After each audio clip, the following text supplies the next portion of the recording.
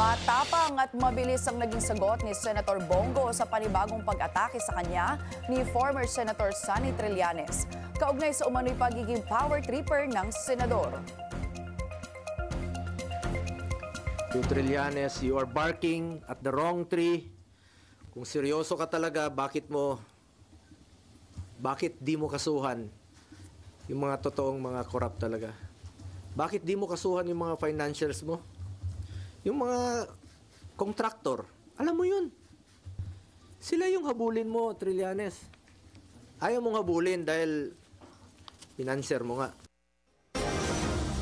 Ayon kay Go, isa lamang diversionary tactic ang ginagawa ni Trillanes para hindi lumabas ang katotohanan sa isyu ng flood control scandal.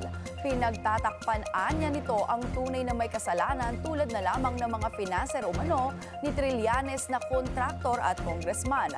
Dagdag pa ni Go, wala nang bago sa mga sinasabi ni Trillanes dahil taon-taon nang pareho ang script nito laban sa kanya at kay dating Pangulong Duterte.